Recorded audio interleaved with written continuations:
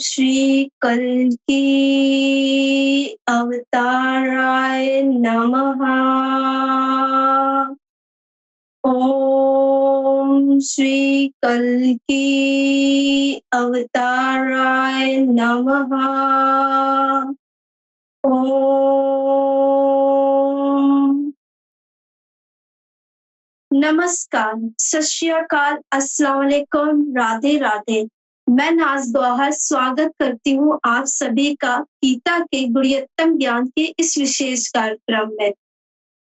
हमारे सतगुरु श्री यूनुस अल गौहर जी के चरणों में मेरा सादर प्रणाम। और अब मैं हमारे अतिथि गणों का स्वागत करती हूँ। गुरु ब्रह्मा गुरु विष्णु गुरु देवो महेश्वरा, गुरु साक्षात परम ब्रह्म तस्मै श्री गुरुवे नमः। मैं स्वागत करती हूँ गीता मर्मक स्वामी विश्वनाथ महाराज जी का, स्वामी सच्चिदानंद नाथ महाराज जी का, सूफी संत राजेंद्र निगम बाबू महाराज जी का। भगवान कल्की अवतार राग गौहर शाही की कृपा से इस कार्यक्रम की शुरुआत का पहला प्रश्न मैं स्वामी विश्वानंद महाराज जी से करना चाहती हूँ। दैत्यों में प्रहलाद, गणना करने वालों में काल, पशुओं में सिंह और पक्षियों में गरुड़ के रूप में परमात्मा का वास है। कृपया यह समझाकर बताने की कृपा करें कि मनुष्य के शरीर में भी परमात्मा का वास कैसे होता है।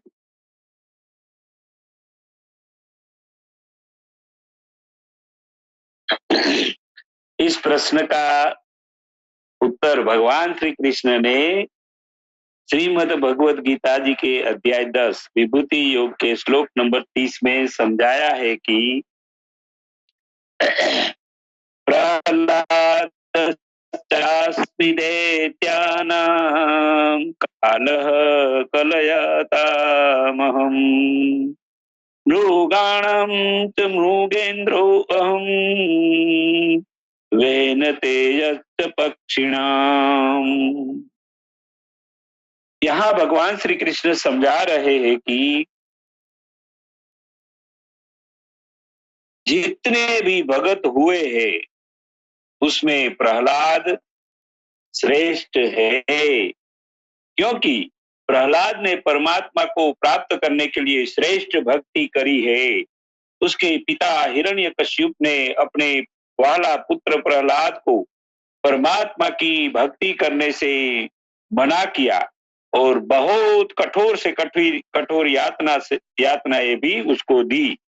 फिर भी भक्त प्रहलाद ने हिम्मतवान बन के सब प्रकार की परीक्षाओं का सामना किया और परमात्मा की भक्ति को छोड़ा नहीं। इसीलिए ही भगवान श्री कृष्ण ने दैत्यों में प्रहलाद में परमात्मा का बसेरा समझाया है। मानव शरीर में जीवात्मा को प्रहलाद के रूप में अगर हम समझे तो जब जीवात्मा दिल में रहकर परमात्मा का नाम का सिमरन करके भक्ति करने लगता है, तब ये नाभि आत्मा भी जीवात्मा के ऊपर अपना नकारात्मक प्रभाव डाल के परमात्मा की भक्ति ये जीवात्मा से छुड़वाने के लिए परीक्षा जीवात्मा के साथ ये नाभि आत्मा करता है। अगर जीवात्मा सिमरन रूपी भक्ति करके प्रकाशित और शक्तिशाली हो जाएगा तो प्रहलाद की तरह नाभि आत्मा की परीक्षाओं का पास करके परमात्मा का प्यारा बन सकता है। आगे भगवान श्री कृष्ण ने काल के बारे में समझाया हुआ है कि इस नासूती दुनिया में गणना करने के लिए काल यानी कि समय कार्य करते हैं। इस प्रकार मानव शरीर में ये जो श्वास चलता रहता है उसको काल यानी कि समय के रूप में समझाया है। मनुष्य 24 घंटों में 1,24,000 बार श्वास लेते हैं और छोड़ते हैं। इस श्वास ही मनुष्य की आयुष्य की गिनती करने में एक आधार माना गया है। इसलिए ये श्वासोश्वास की जो प्रक्रिया है उसको ही मानव शरीर में एक काल का रूप के रूप में हम समझ सकते हैं। आगे भगवान श्री कृष्ण ने पशुओं में सिंह की महानता समझाते हुए कहा कि जैसे दुनियावी जंगलों में सिंह एक राजा माना जाता है, इस प्रकार मानव शरीर में ये नाभि आत्मा, ये जो असुर है, ये दानव को शरीर रूपी जंगल का राजा समझाया गया है। उस पक्षियों में, इस पशुओं में सिंह और मानव शरीर में ये नाभि आत्मा में परमात्मा का वास, इस प्रकार से यह समझना है। आगे भगवान श्री कृष्ण ने सब प्रकार के पक्षियों में गरुड़ को महान शक्तिशाली पक्षी समझाकर उसमें परमात्मा का वास समझाया है, क्योंकि एक गरुड़ सब पक्षियों में कदावर और मजबूत और शक्तिशाली होने से, उनकी पाखों मजबूत होने से और बड़ी होने से वे दूसरे पक्षियों से अधिक ऊंचाई पर ऊपर आसमान में उड़ सकते हैं और उनकी तीव्र नजर से वो बहुत ऊंचाई से ऊपर से होते हुए भी जमीन पर अपना खुराक को देखकर तेज गति से नीचे आके अपना खुराक को पकड़ लेते हैं। ठीक उसी प्रकार ये मानव शरीर में मनुष्य की दृष्टि को ही गरुड़ पक्षी के रूप में समझना है, क्योंकि मनुष्य की दृष्टि भी दूर दूर तक देख सकती है। वे दुनिया में रहकर आसमान को भी देख सकती है और इस दृष्टि से ही गरुड़ पक्षी की तरह मनुष्य दूसरे मनुष्यों को अपने बस में, ये दृष्टि से अपने बस में कर अपना शिकार बना लेते हैं। इसीलिए जैसे पक्षियों में गरुड़ और मानव शरीर में दृष्टि को ये परमात्मा का वास करने का ठिकाना, ये विभूति के रूप में समझाया गया है। जी दीदी जी। आपका बहुत बहुत धन्यवाद स्वामी जी। जैसा कि आप सबने देखा, हमारे समक्ष स्वामी जी थे। अब बढ़ते हैं हमारे दूसरे प्रश्न की ओर। हमारा दूसरा प्रश्न है स्वामी सच्चिदानंद नाथ महाराज जी से। यदि परमात्मा जुओ ठगने वालों में भी जुआ के रूप में मौजूद है, तो क्या इसका अर्थ यह है कि हर घटना जैसे धोखा किसी दिव्य योजना का हिस्सा होती है? इस विचार को समझाकर स्पष्ट कीजिए।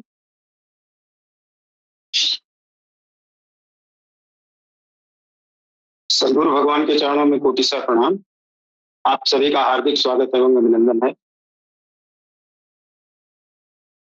गीता के अध्याय 10 के 36वें श्लोक में भगवान कृष्ण ने कहा कि च्युतम छलयताम अस्मि तेजस्विनाम हम जयोस्मि व्यवसायोस्मि सत्वम सत्ववताम हम।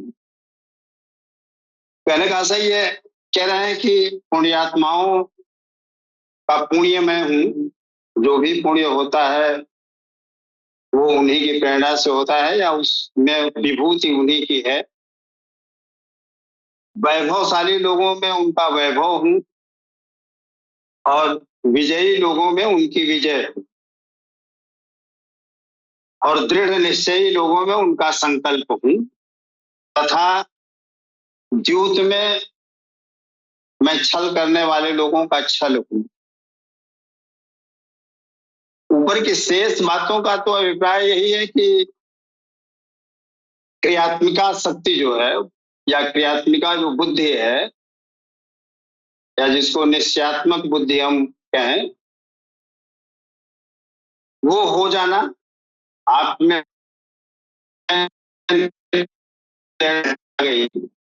आपकी बुद्धि भला बुरा निर्णय लेने में सक्षम हो गई, तो ये उसकी बात परिलक्षित होती है कि ये उनकी विभूति है अगर आपकी बुद्धि जागृत हो गई। लेकिन ये जो कह रहे हैं कि युद्ध में मतलब जुए में छल करने वाले लोगों का मैं छल हूं, तो प्रथमतः तो यह प्रकृति ही एक जुआ है और यही ठगनी है। यही एक छल है, भ्रम है। और जुए में दाव इसी से लगाना है, इस दुनिया या इस प्रकृति या इस ठगनी से, छली से ही जुआ में दाव लगाना है। दूसरी बात, जुआ कामनाओं या लोभ के वशीभूत होकर खेला जाता है। हम लालच करते हैं कि जुए में हम जीत जाएंगे तो बहुत सारी चीजें मिल जाएंगी, लेकिन जब यहाँ उस परमात्मा के लिए जुआ की बात हो रही है, तो पहले हम लोगों ने अभी थोड़ा सा देखा कि मगर में भी अपनी विभूति उन्होंने बताया। तो मगर का आशय ये कि वो दिव्य कामना, वो बड़ी कामना, सारी छोटी कामनाएं मिट चुकी हैं। सुख, ऐश्वर्य, वैभव, ये सारी की चाहत खत्म हो गई है, केवल एक मिलन की चाहत रह गई है, वो दिव्य कामना रह गई है। हम इतिहास में देखते हैं कि अपने प्रियतम को पाने के लिए लोगों ने अपना क्या क्या दांव पे लगा दिया। मीरा ने अपना राजपाट छोड़ दिया, प्रहलाद ने अपना बचपन छोड़ दिया, ऐसे तमाम उदाहरण हैं। उन्होंने तो अपना ये दांव पे लगाया। कहने का आशय कि सर्वस्व जब दांव पे लगा दिया तब उसकी प्राप्ति हुई। दूसरी बात, एक उदाहरण से समझते हैं कि अगर भौतिक जगत में आपके पास 1,00,000 रुपया कहीं फंसा हुआ है और आप सोचें कि वो मिल जाता तो मैं 5,000 रुपया किसी सत्संग में लगा देता या किसी पूजन में लगा देता।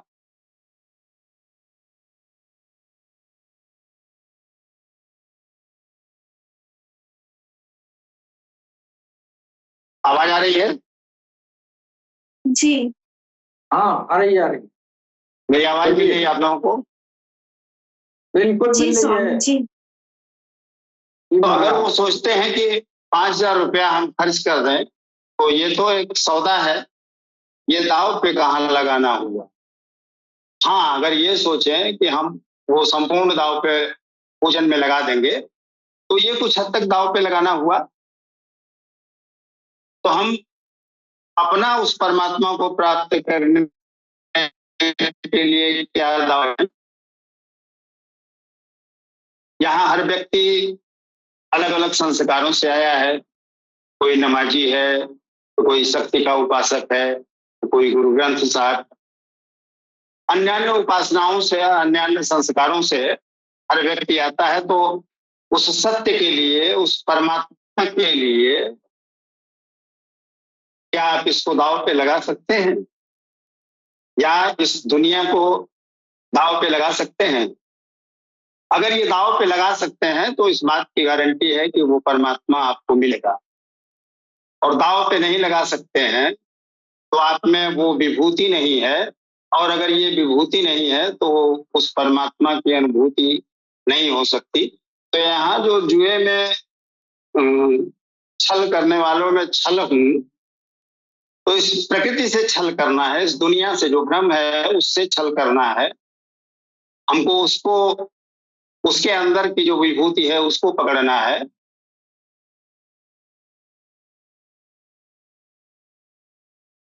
और अगर उसको हमने साध लिया, हमने दृढ़ संकल्प लिया और उस साधना में, उस कर्म में जुट गए तो विजय निश्चित होगी। और जब विजय निश्चित होगी तो वैभव भी मिलेगा। लेकिन इन सब का त्याग करके दाव पे लगा के जो आगे बढ़ता है परमात्मा उसी को मिलता है। यही उनके कहने का सर जी। आपका बहुत बहुत धन्यवाद स्वामी जी। बढ़ते हैं अपने अगले प्रश्न की ओर। हमारा अगला प्रश्न है सूफी संत राजेंद्र निगम बाबू महाराज जी से। श्री कृष्ण कहते हैं कि वे सत्व गुण से युक्तों में भी स्वयं ही है, तो क्या मनुष्य द्वारा अर्जित गुण और प्रवृत्तियां भी ईश्वर कोई ही अभिव्यक्ति है? क्या इसे हमारी नैतिक जिम्मेदारी बदलती है? इसे स्पष्ट रूप से समझने की कृपा करें, समझाने की कृपा करें।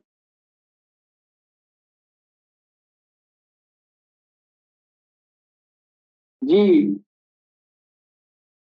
सबसे पहले हम अपने भगवान सदगुरु को उनके चरणों में नमन करते हुए अपने श्रेष्ठ संत जनों को मैं सर नवाकर प्रणाम करता हूँ।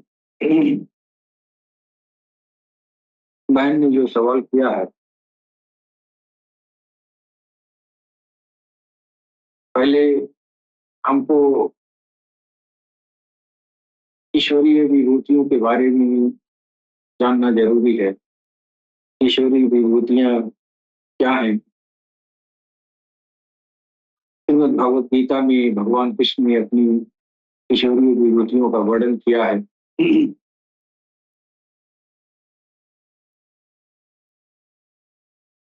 इसमें शक्ति, ऐश्वर्य, ज्ञान, प्रेम आदि ये ईश्वरीय विभूतियां हैं।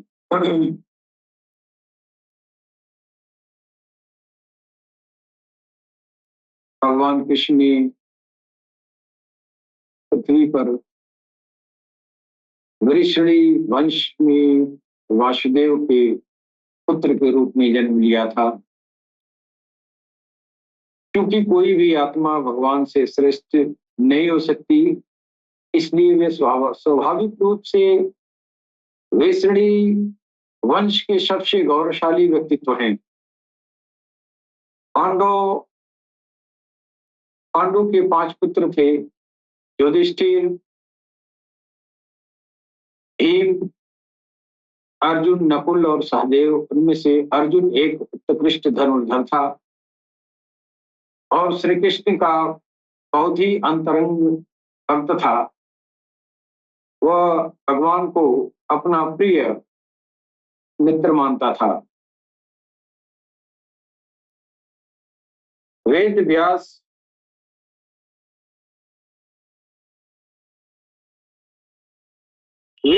ऋषियों में विशेष है। उन्हें बादरायण और कृष्ण द्वैपायन नामों से भी जाना जाता है। उन्होंने विभिन्न तरीकों से वैदिक ज्ञान का प्रकटीकरण किया और लोगों के कल्याण के लिए कई शास्त्र भी लिखे।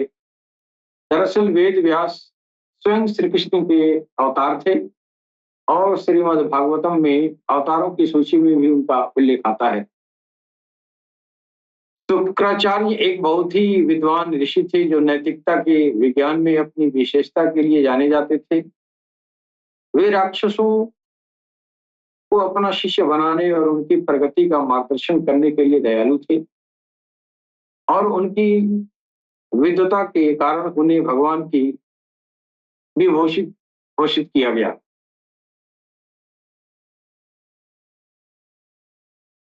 भगवान कृष्ण कह रहे हैं कि वृषण वंश में मैं वासुदेव अर्थात सर्वत्र वास करने वाला देव हूं। पांडवों में मैं धनंजय हूं। पांडु पुण्य ही पांडु है और आत्मिक संपत्ति ही स्थिर संपत्ति है। पुण्य से प्रेरित होकर आत्मिक संपत्ति को अर्जित करने वाला धनंजय मैं हूं। मुनियों में मैं व्यास हूं। परम तत्व को व्यक्त करने की क्षमता जिसमें है वह मुनि मैं ही हूं। कवियों में कृष्णा अर्थात उस परमात्मा में प्रवेश दिलाने वाला काव्यकार मैं ही हूं। अर्थात भगवान की उपस्थिति जो है, भगवान अपनी व्यापकता की तरफ इशारा कर रहे हैं कि जो तुम ये हमारी विभूतियां जो देख रहे हो, इन विभूतियों में मेरी उपस्थिति है। यानी जितने भी अच्छे गुण इंसान के अंदर आ जाते हैं सारे अच्छे गुण जो है उस भगवान का वो प्रतिरूप है। इसलिए जब सारी अच्छाइयां, दुनिया की सारी अच्छाइयां आपके अंदर परिलक्षित हो जाएं, आप समझ जाएं कि आपके अंदर भगवान वास कर रहे हैं। और इन्हीं अच्छी और दैवी संपत्ति को हासिल करने के लिए इंसान जो है अध्यात्म का मार्ग जो है वो प्रशस्त करता है।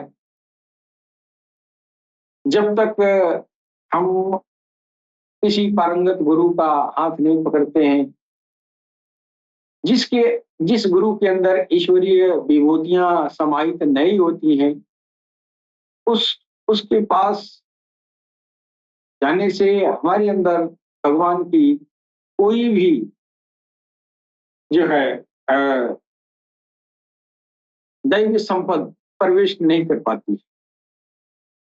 हम उसी सक्षम गुरु के पास हमारा कल्याण होगा। हमारे अंदर अच्छी आदतें,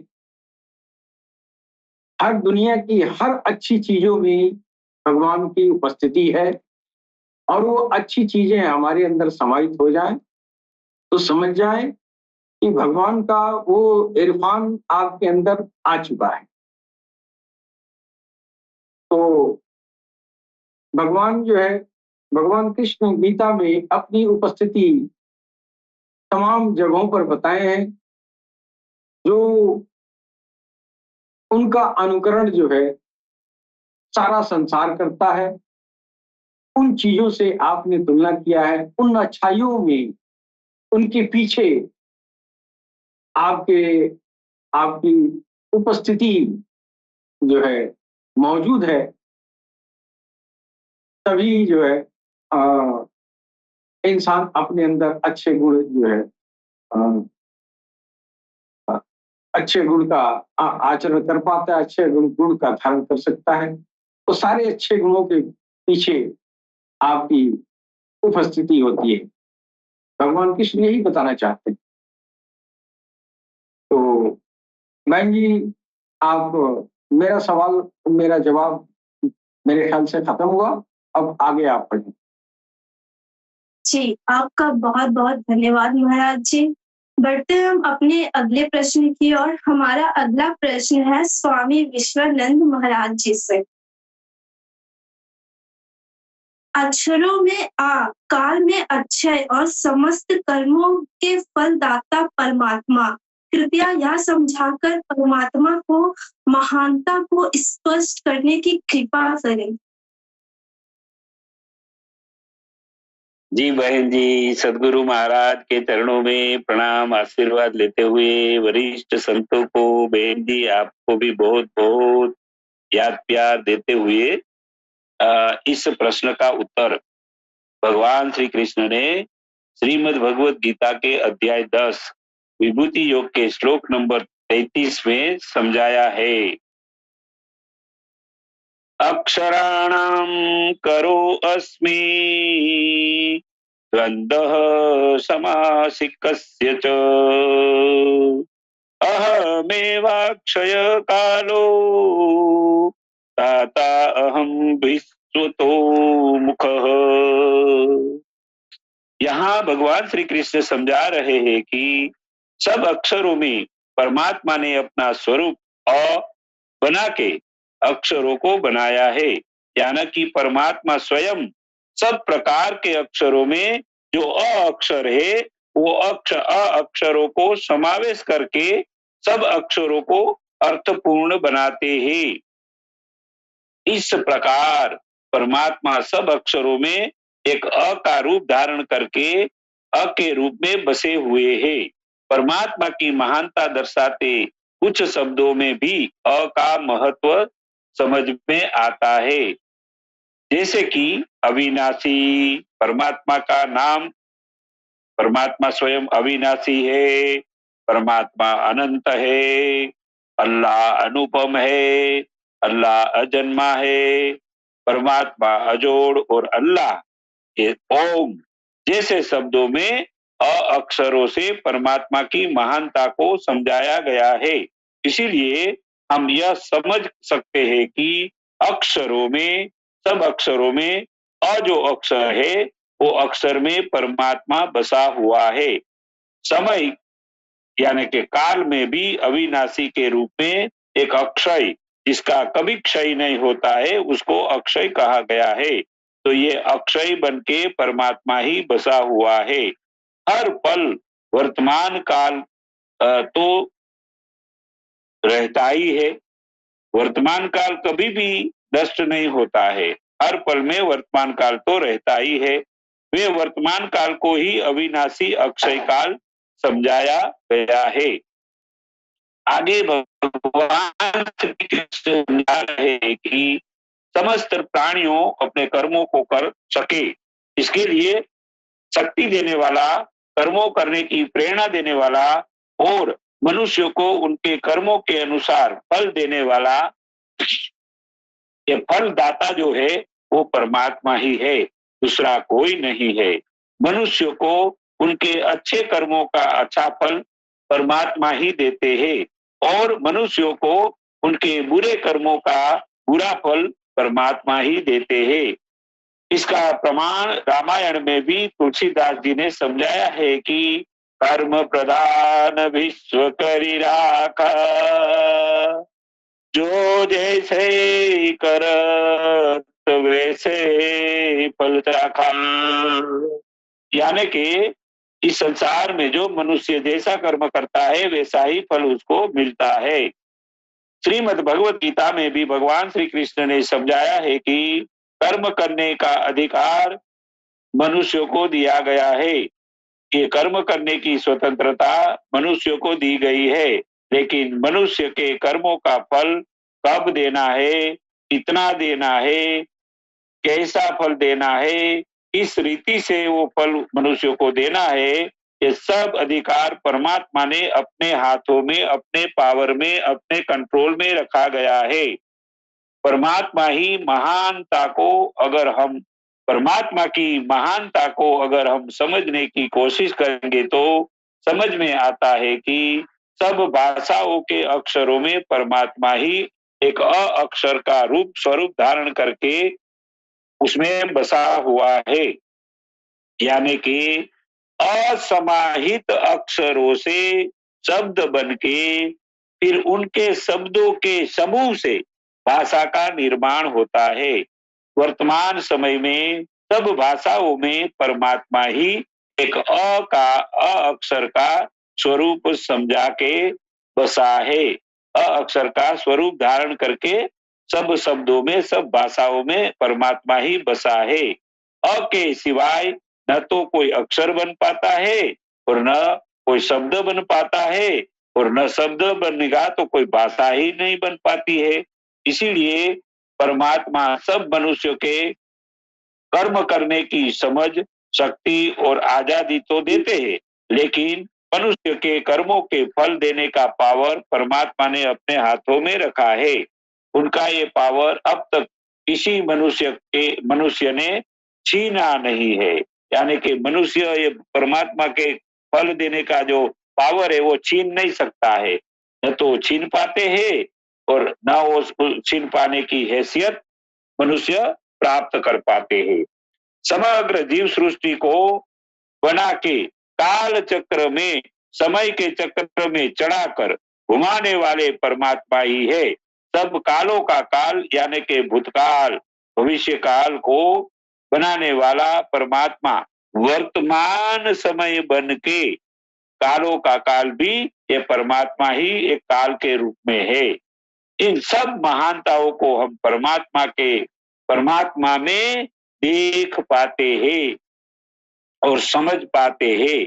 इसीलिए हम यह कह सकते हैं कि संपूर्ण ब्रह्मांड में परमात्मा ही सबसे महान है, उनसे दूसरा कोई महान नहीं है और न हो सकता है और न अभी तक कोई हो पाएगा और न अभी तक कोई हो पाया है।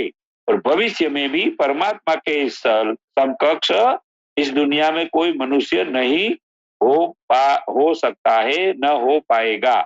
तो इतनी बड़ी महानता वाला अपना प्यारा परमात्मा ये, दूसरा कोई नहीं है। जिसको इस्लाम में अल्लाह ताला कहा गया है, सनातन धर्म में परमात्मा कहा गया है। ये परमात्मा और अल्लाह नाम दो है, लेकिन जात एक ही है। ऐसी समझ हमारी हो जाएगी तो ये कट्टरवाद, नफरतवाद, ये सारी जो बातें हैं, ऐसी नकारात्मक बातें, ये समाज में से नष्ट हो जाएगी। ऐसा प्यारा संदेशा, ऐसा प्यारा महान उपदेश, ऐसी समझ हमारे राज घोष साई कल्कि अवतार हम सबको दे रहे हैं। जी दीदी जी। आपका बहुत बहुत धन्यवाद स्वामी जी। जैसा आप सबने देखा, हमारे समक्ष स्वामी जी मौजूद थे। चलिए बढ़ते हैं हमारे अगले प्रश्न की ओर। हमारा अगला प्रश्न है सूफी संत राजेंद्र निगम बाबू महाराज जी से। परमात्मा मौन में भी है और ज्ञानियों में भी है, तो क्या यह समझा जा सकता है कि गुरुतम सत्य शब्दों में नहीं बल्कि मौन के माध्यम से अनुभूत होते हैं? कृपया इस मौन और ज्ञान के संबंध को स्पष्ट करें। जी, भगवान कृष्ण जो है गीता के 10वें अध्याय में 38 श्लोक नंबर में आप कह रहे हैं, दंडो संयतम अस्मि नितिर अस्मि जिगीषतम मौनम चैवस्मि गुह्यनाम ज्ञानम ज्ञानवतम अहम।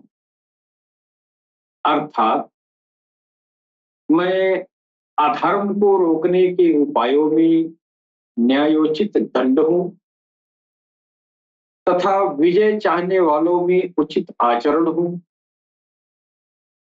और रहस्यों में मैं मौन हूं तथा बुद्धिमानों में मैं ही उनका बुद्धि हूं। न्यायोचित दंड हूं तथा विजय चाहने वालों में उचित आचरण हूं, रहस्यों में मौन हूं तथा बुद्धिमानों में उनकी बुद्धि हूं। मानव स्वभाव ऐसा है कि लोगों के बीच अच्छे व्यवहार को सुनिश्चित करने के लिए केवल उपदेश ही पर्याप्त नहीं है। समय पर न्यायपूर्ण तरीके से दिया जाने वाला दंड लोगों के पापपूर्ण व्यवहार को सुधारने और उन्हें सही आचरण में प्रशिक्षित करने का एक महत्वपूर्ण साधन है। इसका एक लक्ष्य समाज में उन लोगों को रोकना है जो गलत कार्य करने के लिए प्रवृत्त हो जाते हैं। आधुनिक प्रबंधन सिद्धांत बहुत अच्छी तरह से वर्णन करता है कि कैसे गलत कार्यों के लिए 1 मिनट की उचित सजा और अच्छे कार्यों के लिए 1 मिनट का उचित इनाम लोगों के व्यवहार को सुधार सकता है।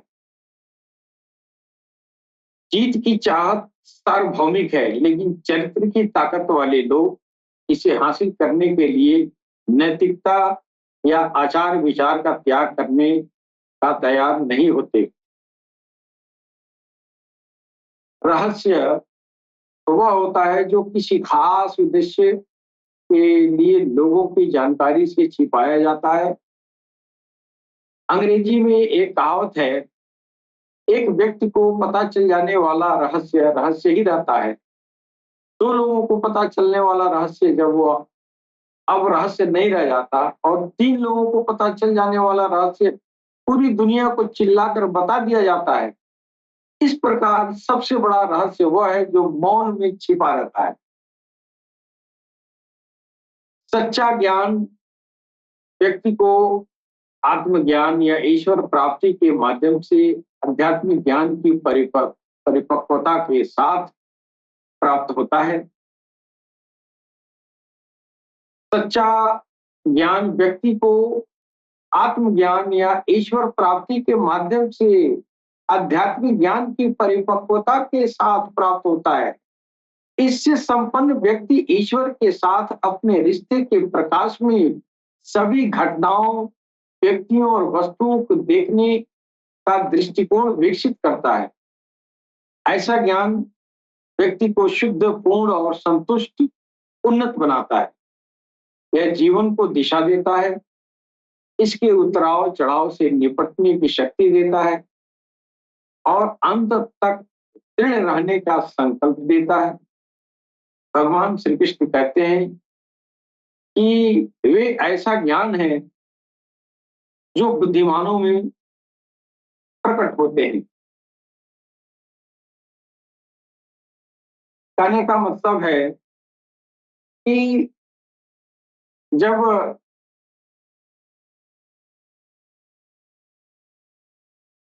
आध्यात्मिक ज्ञान के परिपक्वता की तरफ इंसान बढ़ता है तो इंसान के अंदर से वो बुराइयां जो है मिट जाती हैं और इसी हेतु अध्यात्म ज्ञान का प्रचार प्रसार भी होना चाहिए। और ये अध्यात्म ज्ञान प्रत्यक्ष या परोक्ष सारे धर्मों में एक ही है और लगभग दुनिया के सभी दिनों में, सभी धर्मों में गीता की वही सत्यधारा हर जगह प्रवाहित हो रही है, जहां आदमी जो है आत्मज्ञान, आध्यात्मिक ज्ञान, वो सच्चा ज्ञान जब इंसान हासिल कर लेता है, इंसान के अंदर से तमाम तरह का जो है विकार, जितने विकार हैं वो दूर हो जाते हैं। और भगवान कह रहे हैं कि ऐसा ज्ञान हासिल करने वाला व्यक्ति को शुद्ध, पूर्ण और संतुष्ट और उन्नत बनाता है। और ये जो है शुद्ध, पूर्ण और संतुष्ट और उन्नत, ये ईश्वर की उस योगी के अंदर, उस साधक के अंदर ये उसकी उपलब्धि है। भगवान जब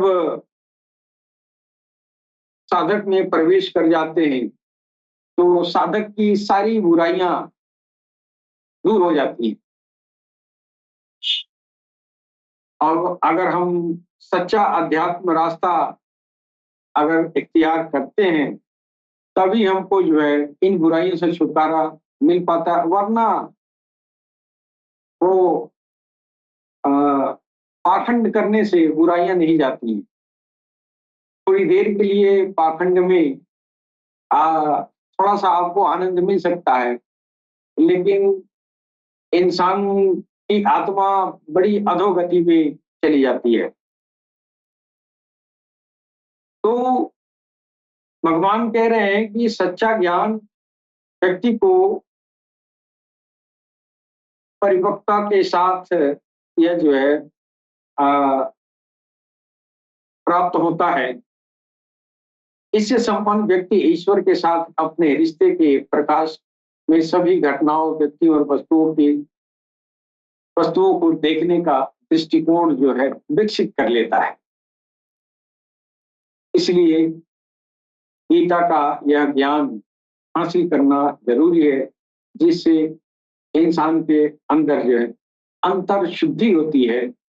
अंदर जब आपकी आत्मा चमक दमक जाती है, तो किसी आत्मा से मिलन के लिए ये जो है परमात्मा इसमें समाहित होता है और वह चलता फिरता परमात्मा बन के तैयार होता है।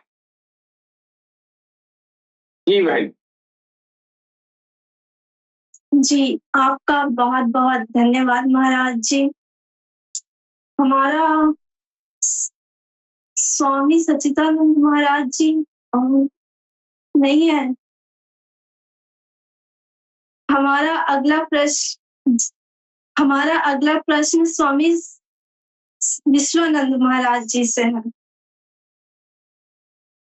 भगवान कहते हैं कि वे अर्जुन व्यास हैं और शुक्राचार्य के रूप में प्रकट होते हैं। तो क्या यह मानना उचित है कि जब कोई आत्मा एक विशेष जिम्मेदारी या भूमिका निभाने के योग्य हो जाती है, तब परमात्मा उसी के माध्यम से कार्य करते हैं? इस पर आपका क्या विचार है?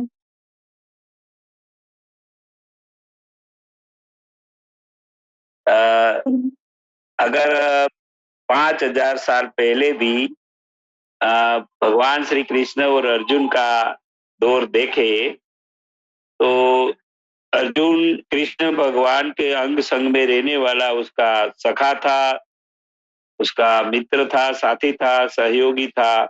इसी तरह भगवान कृष्ण भी अर्जुन के लिए मित्र था, सखा था और साथी था।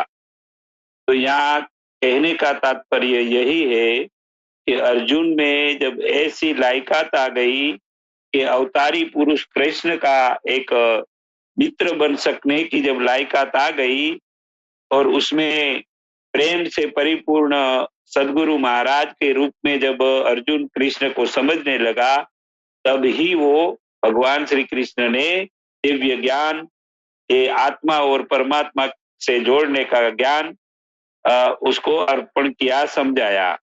यहाँ अर्जुन जो है उसका अर्थ है अर्ज, अर्ज यानी अपील, यानी कि रिक्वेस्ट, यानी कि आजीजी करने वाला, अर्ज करने वाला ही अर्जुन होता है। जब मनुष्य कोई भी महान पुरुष मिलता है, चाहे बहन हो चाहे भाई हो, लेकिन जब इसमें ज्ञान और परमात्मा से मिला हुआ एक अनुभव होता है, वैसी व्यक्ति कोई मिलती है तो उसके चरणों का दास बन के जब हम उसके चरणों में अर्ज करते हैं तो हम ही अर्जुन बन जाते हैं। और हमारी अर्ज देख के जो महान व्यक्ति जो परमात्मा को मिला हुआ है, वैसी महान सद्गुरु के रूप में हमको ज्ञान देते हैं और परमात्मा को मिलने का रास्ता बताते हैं। इसी प्रमाण अभी वर्तमान में कली काल के समय में हमारे रारियाज गौहर शाही कल्कि अवतार मसीहा इमाम मेहदी के रूप में यही तो समझा रहे हैं कि जब यूनुस अल गौहर जी में लायकात आ गई तो सरकार गौहर शाही के चरणों का दास बन के उसने ये महान ज्ञान को पाया, समझा और प्रैक्टिकल रूप में ये तालीम को अच्छी तरह से जीवन में धारण किया। तो हम लोग भी जब कुछ लायक बन गए, हमारे जितने भी सरकार गौहर शाही इमाम मेहदी कल्कि अवतार मसीहा को मानने वाले, उसको प्रेम करने वाले, उसकी तालीम को समझने के लिए जो लायक बन गए, जो उसकी आत्मा की ऐसी क्षमता आ गई, चाहे साधना करते करते हो, चाहे इबादत करते करते हो, चाहे रूहानियत के मार्ग में आगे बढ़ते बढ़ते जो तड़पन और तालावेली जाग गई है, तो हम ये सरकार रारियाज गौहर शाही इमाम मेहदी कल्कि अवतार मसीहा मैत्रेय बुद्धा, तो ये जिसका ये नाम से पुकारा जाता है वो जात एक ही है। वो जात को हम सब गौहरियन परिवार यानी कि रारियाज गौहर शाही इमाम मेहदी कल्कि अवतार को मानने वाले लोग, जब उसमें उसकी आत्मा में लायकात आ गई, ऐसा कोई भी गौहरियन परिवार में भाई बहन नहीं है जिन्होंने भगवान को, परमात्मा को, अल्लाह को प्राप्त करने के लिए कोई तड़पन न जगी हो, उसने कोई किसी भी प्रकार का पुरुषार्थ न किया हो, ऐसा एक भी व्यक्ति नहीं है। सब लोगों ने अपने अपने धर्म में अपने अपनी श्रद्धा के अनुसार ये जगत का मालिक को प्राप्त करने के लिए पुरुषार्थ किया है। कहीं ऐसे गुरुओं के पास गए हैं, कहीं ऐसे समझदार ज्ञानी लोगों के पास जा जाके किसी ने तन मन धन की कुर्बानी दी है, लेकिन उसके पास से कुछ मिला नहीं। अगर तो थोड़ा थोड़ा मार्गदर्शन दिया, थोड़ा थोड़ा ज्ञान जितना उसके पास था वो दिया, लेकिन आखिर में समग्र ज्ञान का पर्दा खोल के एक आसान और सरल तालीम, दिल वाली तालीम सिखा के, दिल में जगत का मालिक का नाम बसाकर वो जगत का मालिक का प्रेमी बनाने की जो नजरे करम है, जो ताकत है, वो रारियाज गौहर शाही इमाम मेहदी कल्कि अवतार के पास है। वो अपने प्रेमी भक्तों को अपनी नजर करम से वो शक्ति अर्पण करते हैं और वो अर्पण करने के बाद वो परमात्मा जगत का मालिक उसी आत्मा को पसंद कर लेते हैं, तब उसको दिल में हिदायत देते हैं कि ये सदगुरु महाराज है। यानी कि अलरा टीवी, आज यूट्यूब चैनल में अलरा टीवी ढूंढते ढूंढते लोग अलग अलग वीडियो देखते देखते अनंत ऐसी यूट्यूब चैनल में जो चैनलें बनी है उसमें से कोई सर्च करते हैं कि मैं परमात्मा को कैसे प्राप्त कर सकूं, उसके संबंध में कोई वीडियो है तो दिखाइए। इस्लाम को मानने वाले भाई बहन ऐसा सर्च करते हैं कि मैं अल्लाह को कैसे प्राप्त कर सकूं, वैसी कोई वीडियो है तो बताइए। ऐसे मेरे को सैकड़ों लोग भारत में और विदेश में मिलते हैं जो कहते हैं कि स्वामी जी हमने ऐसा सर्च किया कि अल्लाह कैसे पाया जा सकता है, परमात्मा की प्राप्ति कैसे हो पाती है। ऐसे हमने यूट्यूब चैनल में जब ये सर्च किया तो ये अलरा टीवी यूट्यूब चैनल में महान सदगुरु महाराज यूनुस अलगोर जी का वीडियो ही सामने आया, दूसरा कोई वीडियो सामने नहीं आया। तो यहाँ ये सब अनुभवी लोग कह रहे हैं कि जब हमारे में तड़पन जगती है, हमारे में अनुरागी ऐसा वैराग जागता है, हम कुछ लायक बन जाते हैं। बहुत बहुत गुरु ऐसे व्यक्तियों के पास से हम बहुत चक्कर लगाते रहते हैं, ढूंढते रहते हैं, कोई महान ज्ञानी मिल जाए जो हमको परमात्मा से और अल्लाह से मिला दे। ऐसी मेहनत करने वाले, ऐसे तर्पण करने वाले लोग जब लायक बन जाते हैं तभी उसको राह रियाज गौर साई का प्लेटफॉर्म जो अलरा टीवी बनाया है वो प्लेटफॉर्म तक पहुंचते हैं और महान ज्ञानी सदगुरु महाराज यूनुस अलगोर जी के चरणों का दास बन पाते हैं। तो आपने बहन जी कहा है कि अर्जुन जैसे व्यक्ति में जब लायकात आ जाती है, जब मेहनत करके उसकी आत्मा परिपूर्ण हो जाती है, एक शिष्य बनने लायक बन जाती है, तभी वो महान सदगुरु महाराज की प्राप्ति उसको होती है। और जब महान सदगुरु महाराज की प्राप्ति हो जाती है, वही परमात्मा का परिचय देके परमात्मा को प्राप्त करने की सच्ची विधि बताते हैं। जो दिल वाली तालीम कहा जाता है, वो दिल में परमात्मा को बसाकर मन दिल में लगा के सिमरने से ही दिल की धड़कन के साथ परमात्मा का नाम, अल्लाह का नाम टकराता है, तब दिल में प्रकाश और नूर उत्पन्न होता है। वही प्रकाश और नूर से आत्मा नूरी और ताकतवर बन जाती है और रूहानी यात्रा करने लायक बन जाती है। फिर और रूहानी यात्रा करती करती हमारी आत्मा अमर धाम, परम धाम, अर्शे इलाही तक पहुंच जाती है, जहां परमात्मा हमारा प्यारा अल्लाह वास करता है, बसवास करता है। उसकी सुंदर दुनिया में जाके उसको मिल लेती है। तो बहन जी आपने जो प्रश्न किया था कि क्या अर्जुन जैसी लायकात प्राप्त करने वाले लोगों को ही भगवान का उपदेश मिलता है, ज्ञान मिलता है, परमात्मा और अल्लाह मिलता है, तो एकदम सच्ची बात है। भगवान श्री कृष्ण और अर्जुन के दौर में भी अर्जुन की लायकात आ गई तो भगवान श्री कृष्ण अवतरित होकर उसको ज्ञान दिया, गुरु मिला, भगवान मिला और परमात्मा को उसने विश्वरूप दर्शन के रूप में दर्शन किया। तो कली काल में हम सब गोहरियन भाई बहनों को तड़पन जगी है, मेहनत किया है, तब तो जाके हम सबको कल की अवतार इमाम मेहदी मसीहा गौर साई मिले हैं। तो महान सदगुरु महात्मा यूनुस अलगोर जी के माध्यम से हम लोग सब लोग तालीम सीख रहे हैं। तो हमारे सब में कुछ न कुछ लायकात आई, तब हम अलरा टीवी यूट्यूब चैनल तक पहुंचे हैं और महान सदगुरु महाराज की प्राप्ति होके उसके ऐसी दिल वाली तालीम हम लोग सीख रहे हैं और ये सीख के कुछ लायक बन गए हैं। तब कुछ कुछ लोगों को हमारे महान सदगुरु महाराज यूनुस अलगोर जी अल्लाह का दीदार भी करवा चुके हैं और से ही परम धाम तक भी ले जा चुके हैं।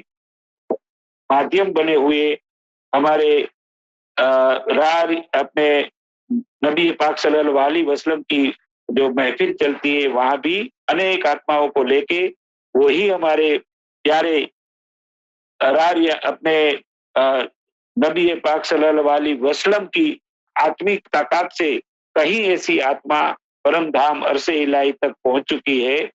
तो यहाँ हम आत्मविश्वास के साथ, अनुभव के आधार के साथ ये कह सकते हैं, कोई भी शिष्य में, कोई भी तड़पन वाली अनुरागी आत्मा में जब तड़पन जगेगी, मेहनत करेगी, तभी उसको सदगुरु महाराज की प्राप्ति होती है। उसके उपदेश और उसकी तालीम के जरिए से ही वैसी आत्मा परमात्मा तक पहुंच जाती है, परमात्मा का, अल्लाह का दर्शन कर पाती है और उसके साथ सुंदर रूहानी रिश्ता एस्टैब्लिश कर पाती है।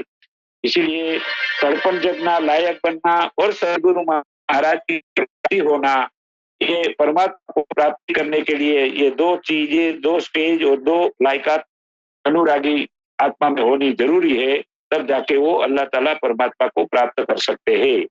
जी मेरी बहन जी। बहुत बहुत बहुत धन्यवाद स्वामी जी, आप सभी अतिथिगणों का बहुत बहुत धन्यवाद। इसी के साथ बने रहें लाइव और अलरा टीवी से जुड़े रहें। जय श्री कल्कि अवतार, जय श्री कृष्णा।